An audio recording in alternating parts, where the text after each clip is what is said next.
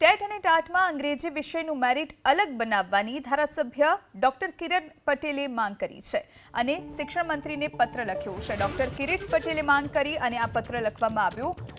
Post graduate ઉમેદવારોની વય મર્યાદા વધારવા પણ પત્રમાં માંગ કરવામાં આવી છે। ગુજરાતી અને સંસ્કૃતના કારણે અંગ્રેજી ભાષાના ઉમેદવારોને અન્યાય થતો હોવાની રજૂઆત કરવામાં આવી છે। તો પાટણના ધારાસભ્ય ડોક્ટર કિરીટ પટેલ કે જેમણે આ માંગ કરી।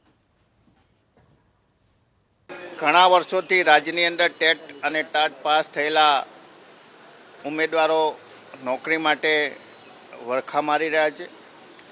સરકાર જે રીતે મેરિટ બનાવે છે તો વિષય લેંગ્વેજની અંદર તમામ વિષયનું એક જ મેરિટ બને છે।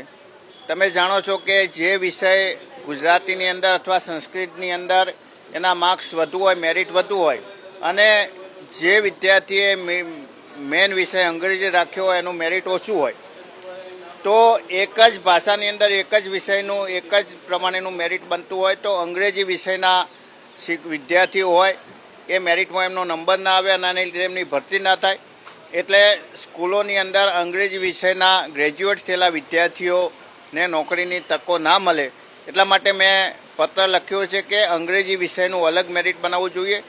એટલા માટે કે અંગ્રેજી વિષયના વિદ્યાર્થીઓ મેરિટની અંદર પાછળ હોય, એમની ટકાવારી ઓછી હોય એટલે એમને લાભ પણ થાય અને વિદ્યાર્થીઓને પણ લાભ થાય।